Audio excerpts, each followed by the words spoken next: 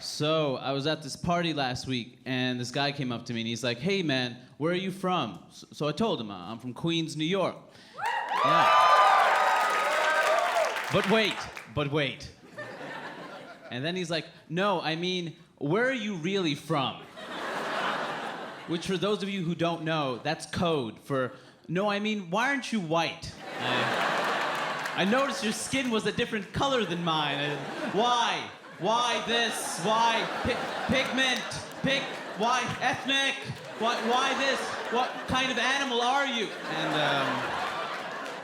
I was offended, clearly, and I was offended because this man had judged me based on the color of my skin and not by my more important qualities, which of course are the softness and smoothness of my skin.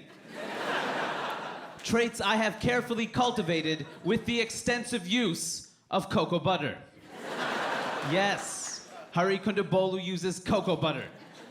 Just the other day, I went to the supermarket to get some more cocoa butter when I noticed the cocoa butter had been moved to the ethnic needs section of my supermarket. And at first, I was happy. I'm like, ethnic needs, end of police brutality, more access to health care, more educational opportunities. Finally. No.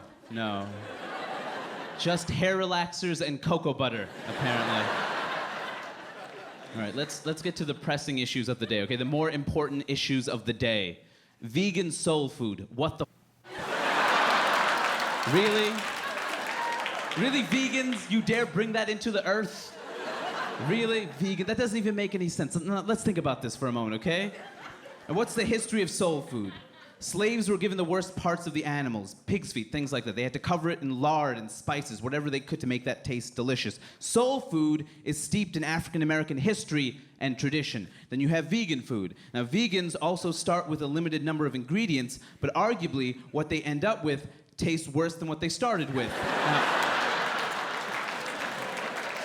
that's arguable. I argue it because it's true. Some would argue otherwise, and they're wrong.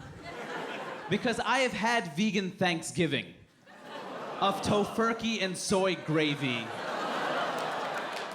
And it's not to say that Thanksgiving will ever justify the genocide of the Native Americans, but vegan Thanksgiving, that's just spitting on the graves, isn't it?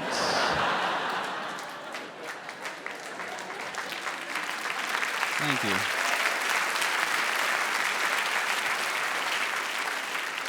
Now, again, the bigger point here is vegans don't use animal products in their food, and that's a key part of soul food. That is an essential part of soul food, animal products. Therefore, vegan soul food is essentially a heavy metal cover album of Motown classics.